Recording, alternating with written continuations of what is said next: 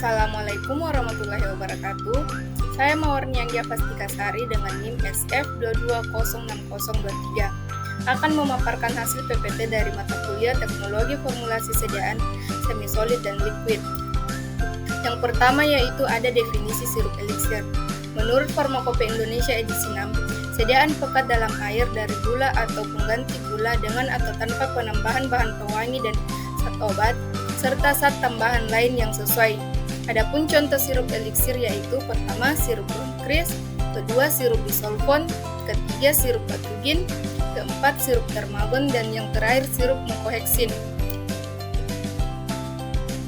Adapun definisi sirup obat, menurut Farmakope Indonesia edisi 6, sirup obat adalah sediaan cair berupa larutan yang mengandung sukrosa tidak kurang dari 64% dan tidak lebih dari 66% dan ditambah dengan bahan obat lain.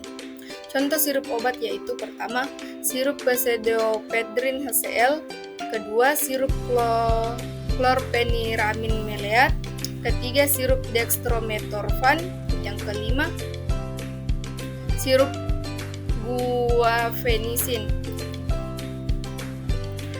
Adapun definisi sirup non-obat, menurut Farmakope Indonesia edisi 6, sirup non-obat adalah sediaan cair berupa larutan yang mengandung sukrosa tidak kurang dari 64% dan tidak lebih dari 66% dan ditambah dengan bahan pewangi dan bahan penyedap lain.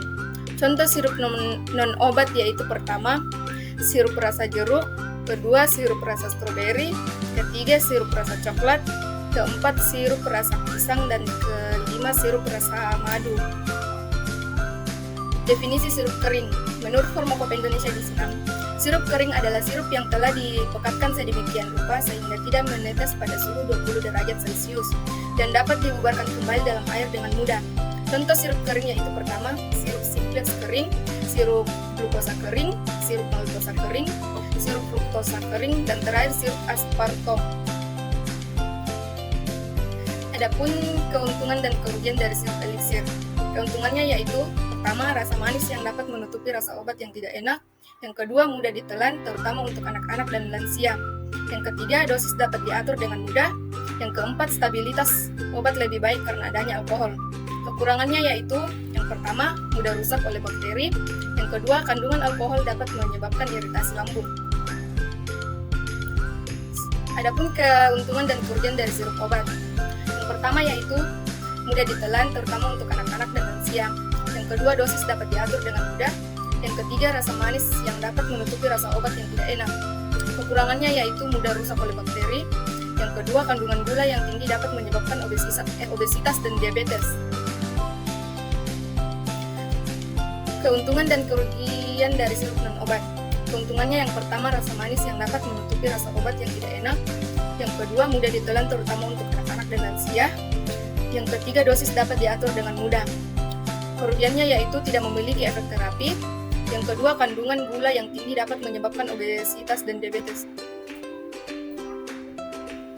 Keuntungan dan kerugian dari sirup kering. Yang pertama, keuntungannya yaitu praktis dan mudah dibawa. Yang kedua, stabil dan dapat disimpan dalam waktu yang lama. Yang ketiga, biaya produksi lebih murah. Kerugiannya yaitu harus dilarutkan terlebih dahulu sebelum digunakan. Yang kedua, rasa manis yang kurang enak. Adapun faktor-faktor yang mempengaruhi kelarutan, yang pertama, temperatur. Peningkatan suhu umumnya meningkatkan isi larutan zat terlarut dalam pelarut. Hal ini disebabkan karena peningkatan suhu menyebabkan molekul pelarut bergerak lebih cepat, sehingga lebih mudah berinteraksi dengan molekul zat terlarut. Yang kedua, tekanan. Pengaruh tekanan terhadap kelarutan zat terlarut umumnya kecil. Namun, untuk zat terlarut yang berbentuk gas, peningkatan tekanan dapat meningkatkan kelarutannya. Hal ini disebabkan karena peningkatan tekanan menyebabkan molekul gas tertekan sehingga lebih mudah larut dalam pelarut. Yang ketiga yaitu pembentukan kompleks. Pembentukan kompleks antara zat terlarut dan pelarut dapat meningkatkan kelarutan zat terlarut. Hal ini disebabkan karena kompleks yang terbentuk lebih mudah larut dalam pelarut. Misalnya asam asetat dapat membentuk kompleks dengan air atau H2O, membentuk ion asetat lebih mudah larut dalam air daripada asam asetat, sehingga kelarutan asam asetat dalam air akan meningkat. Adapun evaluasi sirup eliksir. Evaluasi sirup eliksir meliputi evaluasi organoleptik, fisika, dan kimia. Yang pertama, evaluasi organoleptis, meliputi pengamatan warna, rasa, dan bau sediaan. Yang kedua, evaluasi fisika, meliputi pengukuran pH, viskositas, dan bobot jenis sediaan. Yang ketiga, evaluasi kimia, meliputi penetapan kadar bahan aktif dalam sediaan. Metode pembuatan sirup obat. Sirup obat dibuat dengan cara melarutkan bahan obat dalam larutan sirup. Larutan sirup adalah larutan yang mengandung sukrosa, air, dan bahan tambahan lain yang sesuai. Bahan tambahan lain yang sering digunakan dalam larutan sirup adalah asam sitrat, natrium sitrat, dan propilen glikol. Adapun evaluasi sirup obat. Evaluasi sirup obat meliputi evaluasi organoleptis, fisika, dan kimia. Evaluasi organoleptis meliputi pengamatan warna, rasa, dan bau sediaan. Yang kedua, evaluasi fisika meliputi pengukuran pH, viskositas, dan bobot jenis sediaan. Yang ketiga, evaluasi kimia meliputi penetapan kadar bahan aktif dalam sediaan. Adapun metode pembuatan sirup non-obat. Sirup non-obat dibuat dengan cara melarutkan bahan pewangi atau penyedap dalam larutan sirup. Larutan sirup adalah larutan yang mengandung sukrosa, air, dan bahan tambahan lain yang sesuai.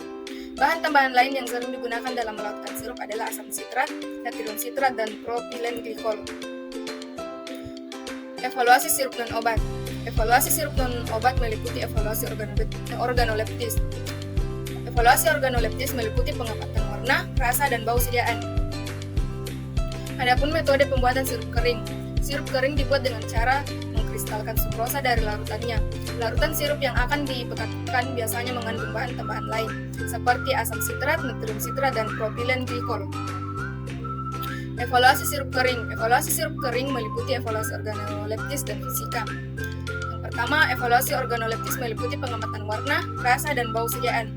Yang kedua, evaluasi fisika meliputi pengukuran bobot jenis dan ukuran kristal. Adapun definisi emulsi. Menurut Ansel, emulsi adalah sediaan cair yang mengandung dua fase cair yang tidak saling bercampur, yaitu fase terdispersi dan fase pendispersi. Fase terdispersi adalah fase yang terdispersi dalam fase pendispersi, sedangkan fase pendispersi adalah fase yang mendispersikan fase terdispersi.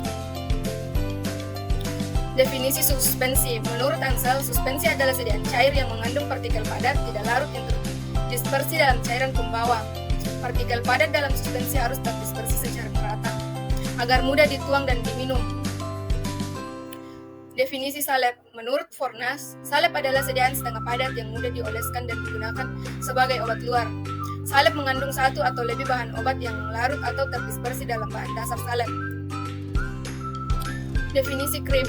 Menurut Formularium Nasional, krim adalah sediaan setengah padat berupa emulsi kristal mengandung air tidak kurang dari 60% dan dimaksudkan untuk pemakaian luar. Krim terdiri dari dua fase, yaitu fase minyak dan fase air. Fase minyak umumnya terdiri dari minyak mineral, minyak nabati, atau lemak. Fase air umumnya terdiri dari air, gliserin, atau propilen glikol.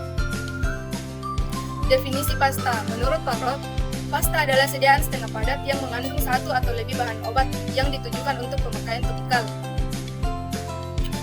Definisi gel. Menurut Dom Martin, gel adalah sistem dispersi partikel padat yang terdispersi dalam suatu medium cair yang kemudian membentuk struktur 3 dimensi yang kaku atau semi kaku. Struktur 3 dimensi ini terbentuk karena adanya interaksi antar partikel padat yang dapat berupa gaya van der Waals, gaya hidrofobik, dan interaksi elektrostatik. Adapun keuntungan dan kekurangan emulsi.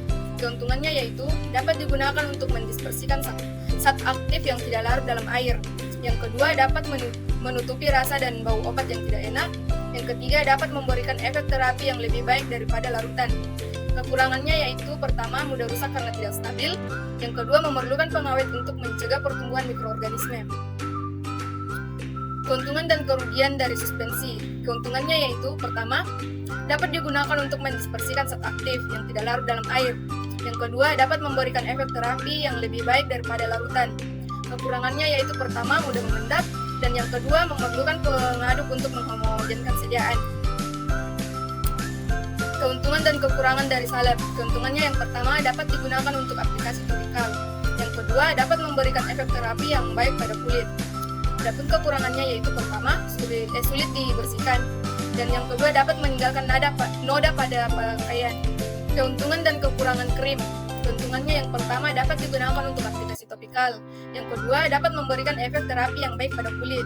Yang ketiga mudah dibersihkan. Kekurangannya yang pertama yaitu mudah rusak karena tidak stabil. Yang kedua memerlukan pengawet untuk mencegah pertumbuhan mikroorganisme. Yang ketiga dapat meninggalkan noda pada pakaian. Keuntungan dan kekurangan gel. Keuntungan yang pertama yaitu mudah dioleskan dan dibersihkan. Yang kedua memiliki daya lekat yang baik. Yang ketiga dapat digunakan untuk aplikasi topikal dan oral. Yang keempat memiliki sifat fisik yang stabil. Kekurangannya yaitu pertama, beberapa gel dapat menyebabkan iritasi kulit. Yang kedua, dapat meninggalkan noda pada pakaian. Yang ketiga, beberapa gel dapat menyebabkan efek samping. Adapun definisi emulgator dan surfaktan. Emulgator dan surfaktan adalah zat yang dapat menurunkan tegangan permukaan antara dua zat yang tidak saling bercampur, seperti minyak dan air. Emulgator digunakan untuk membentuk emulsi, sedangkan surfaktan digunakan untuk membentuk suspensi. Adapun jenis-jenis emulgator yaitu yang pertama berdasarkan gugus polarnya. Emulgator anionik memiliki gugus polar negatif seperti CO5O3 dan PO4. Emulgator ionik digunakan untuk membentuk emulsi minyak dalam air. Emulgator istonik memiliki gugus polar positif seperti Ne3+, RNH2+, dan R2+. Emulgator ionik digunakan untuk membentuk emulsi air dalam minyak. Emulgator non-ionik tidak memiliki mustan atau gugus polarnya. Emulgator non-ionik dapat digunakan untuk membentuk emulsi air dalam minyak atau minyak dalam air. Yang kedua yaitu berdasarkan asal bahannya. Emulgator alami berasal dari bahan-bahan alam seperti protein, polisakarida, dan lemak. Emulgator alami umumnya lebih aman dan tidak mengiritasi kulit. Emulgator sintetik berasal dari bahan-bahan sintetik seperti garam asam lemak dan garam anorganik. Emulgator sintetik umumnya lebih stabil dan memiliki harga yang lebih murah. Adapun jenis-jenis surfaktan yaitu yang pertama berdasarkan jenis gugus hidrofiliknya. Surfaktan anionik memiliki gugus hidrofilik negatif seperti COO, 5O3 dan PO4. Surfaktan anionik umumnya lebih efektif untuk menurunkan tegangan permukaan air.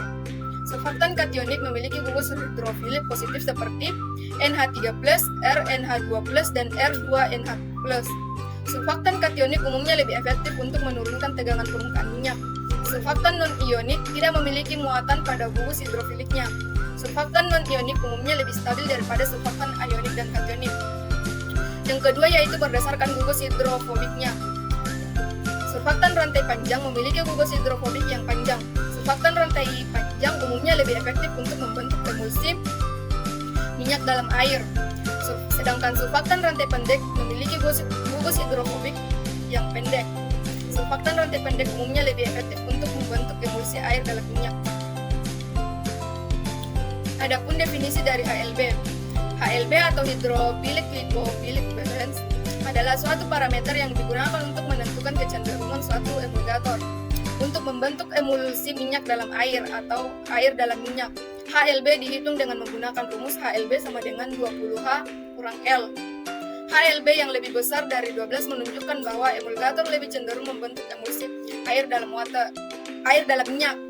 Sedangkan HLB yang lebih kecil dari 12 menunjukkan bahwa emulgator lebih cenderung membentuk emulsi air dalam minyak. HLB yang mendekati 12 menunjukkan bahwa emulgator dapat membentuk emulsi minyak dalam air dan air dalam minyak. Adapun contoh perhitungan HLB. Emulgator sorbitan monostereat atau SPAN 60. Yang pertama gugus hidrofilik, 2 gugus hidroksil, dan yang kedua gugus hidrofobik, 1 gugus ester. HLB sama dengan 20H kurang L sama dengan 20 kali 2 kurang 1 sama dengan 39.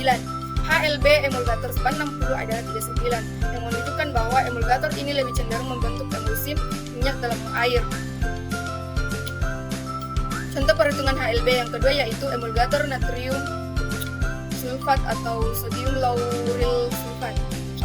pertama gugus hidrofilik memiliki 1 gugus sulfat, dan yang kedua gugus hidrofobik memiliki 12 gugus alkil. HLB sama dengan 20H kurang L sama dengan 20 kali 1 kurang 12 sama dengan minus 11. HLB emulgator natrium lauril sulfat adalah minus 11, yang menunjukkan bahwa emulgator ini lebih cenderung membentuk emulsi air dalam minyak. Adapun definisi deflokulasi dan flokulasi.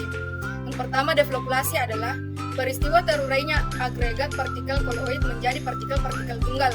Yang kedua, flokulasi adalah peristiwa penggabungan agregat partikel koloid menjadi agregat yang lebih besar.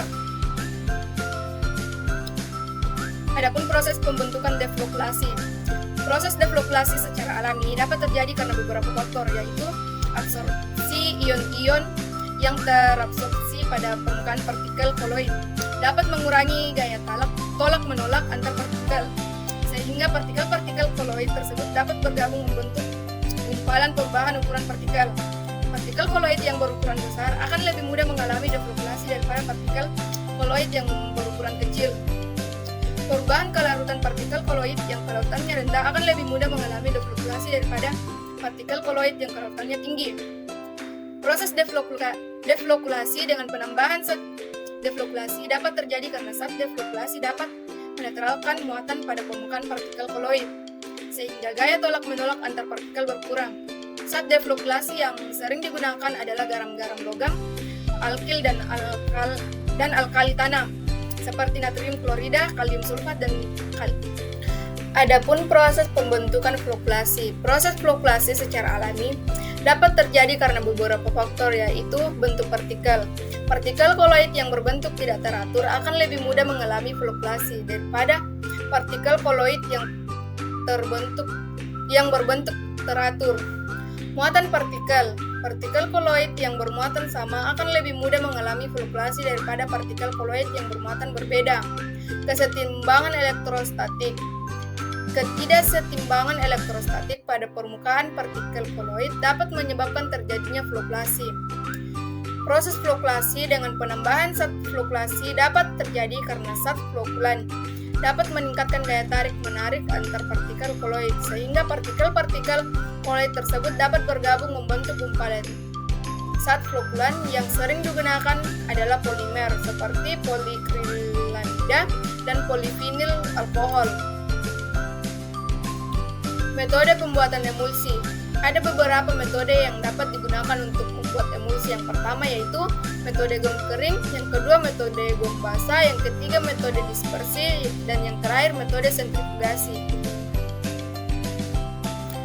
Adapun evaluasi emulsi. Evaluasi sediaan emulsi dilakukan untuk mengetahui kualitas sediaan emulsi.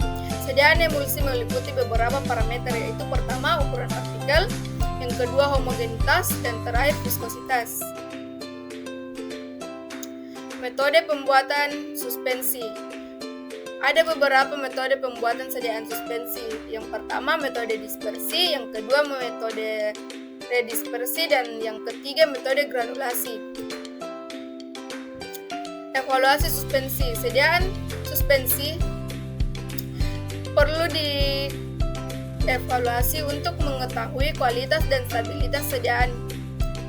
Evaluasi sediaan suspensi meliputi yang pertama uji organoleptik, yang kedua uji pH, yang ketiga uji viskositas, yang keempat uji waktu pengendapan, dan yang terakhir uji stabilitas.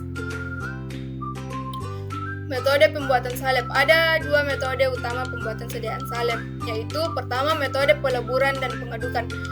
Metode ini digunakan untuk membuat salep yang mengandung bahan dasar salep yang mudah melebur seperti salep dasar hidrokarbon, salep dasar lanolin, dan salep dasar polietilen glikol. Dan yang kedua yaitu metode pencampuran dan pengadukan. Metode ini digunakan untuk membuat salep yang mengandung bahan dasar salep yang tidak mudah melebur seperti salep dasar beeswax, salep dasar setil alkohol, dan salep dasar fosilin. Adapun evaluasi salep, yaitu meliputi pertama uji organoleptis, yang kedua uji homogenitas, yang ketiga uji daya serap, yang keempat uji pH, dan terakhir uji stabilitas. Adapun metode pembuatan krim. Krim dapat dibuat dengan dua metode, yaitu pertama metode peleburan. Metode peleburan adalah metode pembuatan krim dengan cara melelehkan fase minyak dan fase air secara terpisah, kemudian mencampurkan kedua fase tersebut sambil diaduk hingga homogen. Metode ini cocok untuk pembuatan krim dengan fase minyak yang tidak terlalu kental. Yang kedua, metode emulsifikasi. Metode emulsifikasi adalah metode pembuatan krim dengan cara mencampurkan fase minyak dan fase air dengan bantuan emulgator. Metode ini cocok untuk pembuatan krim dengan fase minyak yang kental. Metode pembuatan pasta. Metode pembuatan sediaan pasta dibagi menjadi dua, yaitu pertama metode pemanasan. Pada metode ini bahan-bahan sediaan pasta dipanaskan hingga meleleh atau larut. Setelah itu bahan-bahan diaduk hingga homogen. Metode ini digunakan untuk membuat pasta yang mengandung zat aktif yang tidak tahan panas, seperti minyak atsiri dan zat aktif yang bersifat termolabil. Yang kedua, metode dingin. Pada metode bahan-bahan sediaan pasta dicampurkan secara langsung tanpa dipanaskan. Metode ini digunakan untuk membuat pasta yang mengandung zat aktif yang tahan panas, seperti zat aktif yang bersifat termostabil. Adapun evaluasi pasta yaitu meliputi pertama evaluasi organoleptis, kedua evaluasi homogenitas, yang ketiga evaluasi pH, yang keempat evaluasi viskositas, dan yang terakhir yaitu evaluasi daya sebar. Adapun metode pembuatan gel. Metode pembuatan gel dapat dibagi menjadi dua, yaitu pertama metode pencampuran. Pada metode ini bahan pembentuk gel dan zat aktif dicampurkan secara homogen. Bahan pembentuk gel dapat berupa hidrokoloid seperti agar-agar, gelatin, dan karbomer. Yang kedua, metode kopolimerisasi. Pada metode ini bahan pembentuk gel dipolimerisasi secara in situ. Bahan pembentuk gel yang sering digunakan adalah polimer sintetik seperti karbomer, hidroksietil selulosa, dan polikrilamida. Adapun evaluasi gel. Evaluasi gel meliputi yaitu pertama organoleptik, yang kedua pH, yang ketiga viskositas.